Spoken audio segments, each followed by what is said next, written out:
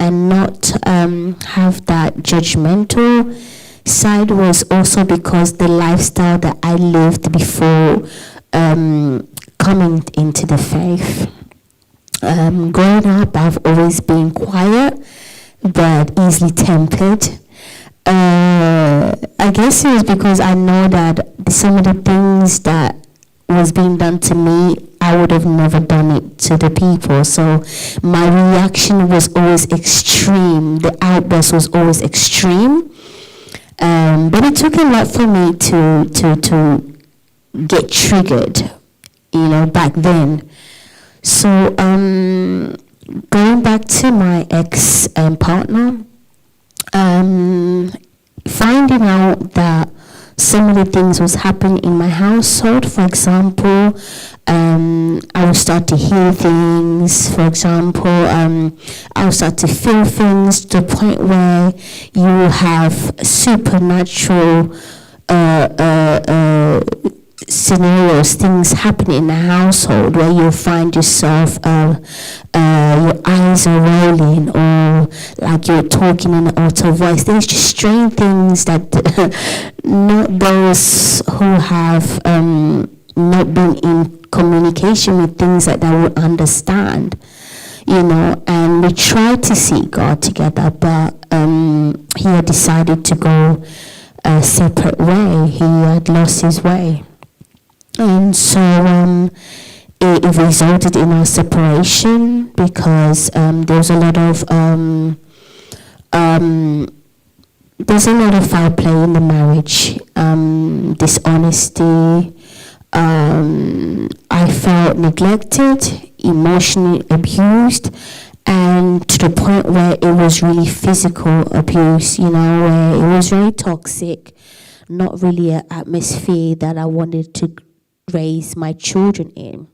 Prior to that, I've literally got myself back together again, fleeing another toxic relationship before that, back in 2017. So to me, it was like a slap in the face. But what I found whilst I was trying to find myself, there was a lot of errors being committed. I found myself lost. My mental health was deteriorated to the point where I almost lost my sanity. And a lot of people, they don't quite understand how the spirituality works, Those who are in higher places, they're well informed and they know how the spirituality operates and how it functions. And it just takes one click for something to be undone or done. And in my household, I was experiencing those attacks. As I said, with the spiritual attacks, there was just strange things happening in the house. And at one point where my children will have nightmares, were having nightmares, and a lot of things was happening. And that's when 2021, my spiritual eyes was open and I was able to see things, abnormal things, like strange things where the normal eyes are not meant to see. Many who don't understand that would say, they would class me as being paranoid or schizophrenia or something, But being in the faith, I knew and I understood a little bit what it was. I just didn't understand why it was happening to me. So in my journey of faith, as I'm discovering, okay, I have this gift, I have this ability to see, hear, perceive, but I didn't understand why me, what is happening. So I seeked help amongst those who are already in the faith, those who understood how Christianity works. And they had explained to me that this is a spiritual gift and this is how you maintain it, this is how you control, this is what you have to do. And slowly I started learning things, adapting to things. But it wasn't easy. It was very hard and challenging, because finding that I have the ability to see, hear, and know things, a tragedy took place where my son had confessed to me and said to me, "Mom, my father has been sexually abusing me." And at the time, I had just separated from him due to his abuse of alcohol, of drugs, of the constant cheating with men. And it was affecting me so much that I actually ended the marriage. But when my son had come forward and admitted this to me, I went straight to the man of God to confirm what I heard my son confess. And that is when he had expressed this to me. And the man of God told me that, yes, this is not the first time that you actually need to go to the police. And I did exactly that. And I went to the police to report it. I remember the police looking at me as if I was crazy. And one of the terms that I use, "it can only be God," which they took out of context, as if to say, "God told me." So that the West Midland police literally twisted everything that I've said to the point where it led into the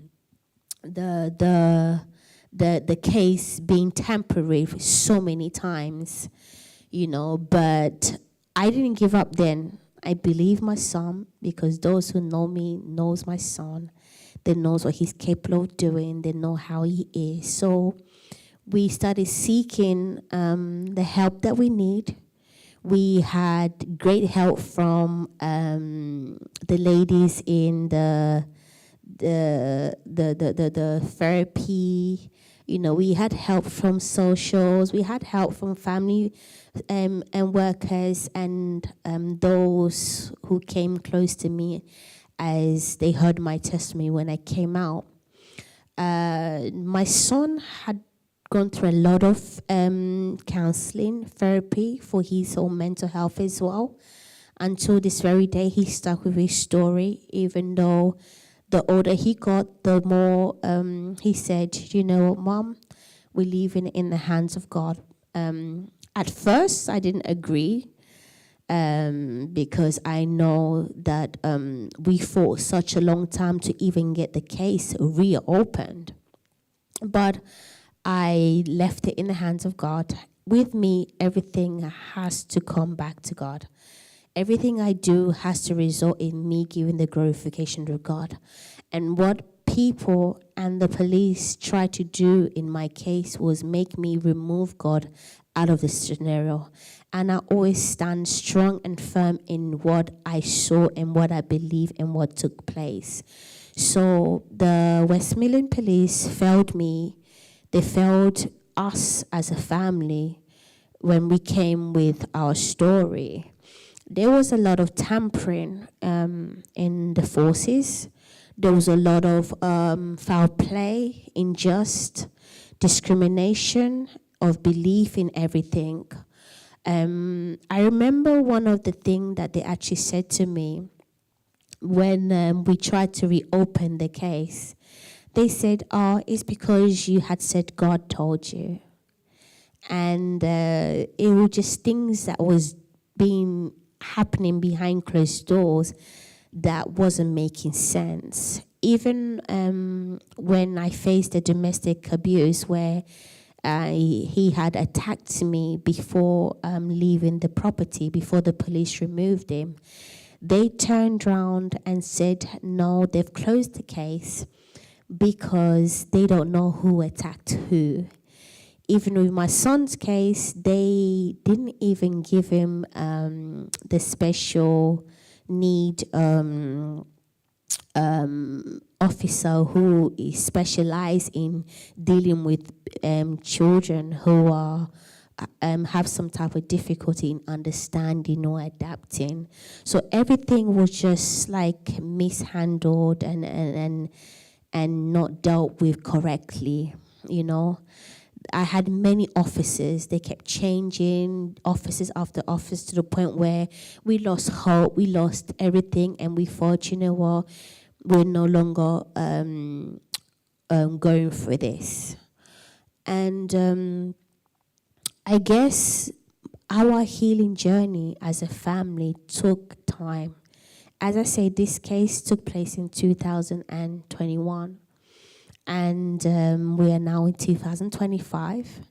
And God has done a marvelous thing in my mental health. You know, I took some time off media. I took some time off, everything to just heal and assist my children, because I had to take accountability to the type of man who I introduced my children to. Even though nobody enters a relationship or a friendship intentionally trying to put themselves or their children or family at risk, we still need to take accountability to the acts that we did or our choices. And I took full accountability, and it helped me to grow physically, spiritually, in every way. It gave me, it even pushed me more to listen more as a mother and to never give up. Standing beside my children was the most beautiful thing ever. And I was so proud of my son and standing in the truth. You know, a lot of people, they think that the healing process is the same. No, we have different healing process. We have different way of coping with stress and news and trauma. Everybody cannot deal with things the same. We cannot react in the same. And that's when I found that although I had said I let go of some things, although things was going the way that it was going, there was something inside that still needed to be known. I needed to know the spiritual causes of things as well. I understood the physical aspect of things, why certain things happen, the actions, the choices, but I also I needed to understand the spiritual aspect of thing and the spiritual causes of thing. And that's when I got in contact and met other men and ministers and elders and mentors in the Christian faith that helped me and pointed me to the right direction. I received deliverance, and that's when, like, all hell broke loose. That's when a lot of things started making sense to me. And in my deliverance, a lot of things took place. I found myself coming into the knowledge of things that actually was done that affected and caused some things. And that's when it took me back into finding out who my parents were, what they practiced, what they were involved in, and what was the cause and consequences. In my spiritual journey, God started showing me things, and He will always take me back to those who can give me confirmation. And one of the people was my sister, Charlotte. We have just buried my niece, her daughter. So as I'm sitting here today, I'm still grieving, but when it comes to the things of God, I still have to move forward. So God has told me to go back and find out my spiritual identity. I was confused. All my life, I know that my name is Karine. All my life, I know that I was born in Goma.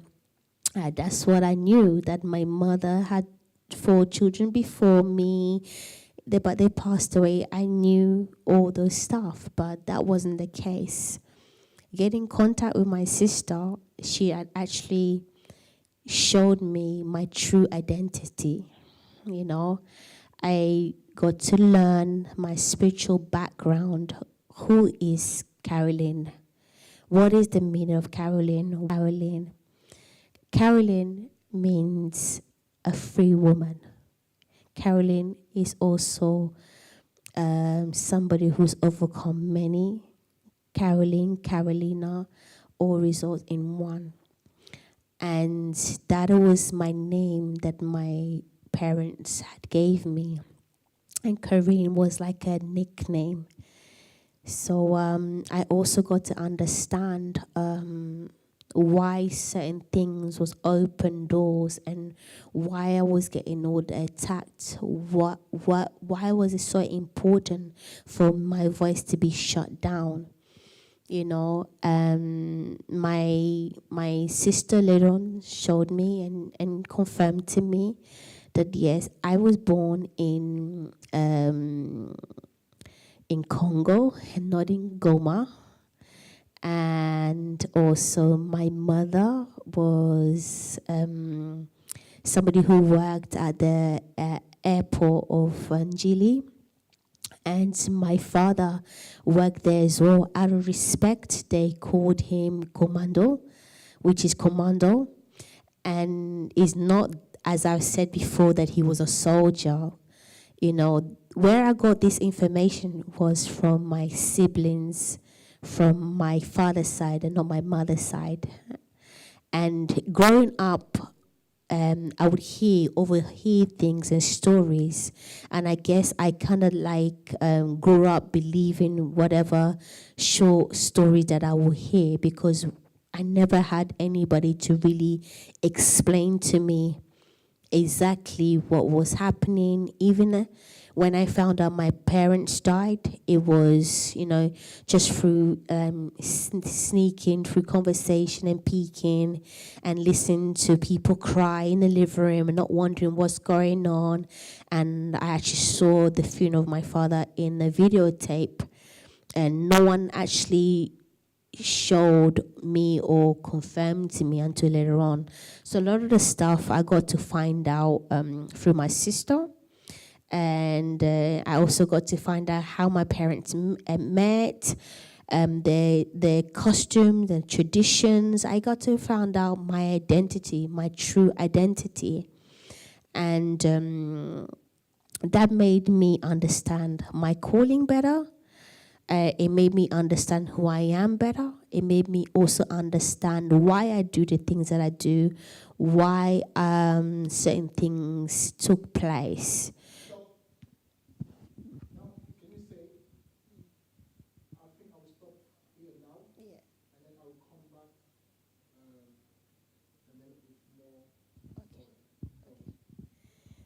I think I will stop here, but I know by the grace of God, I'll come back with more stories, more enlightenment for the public.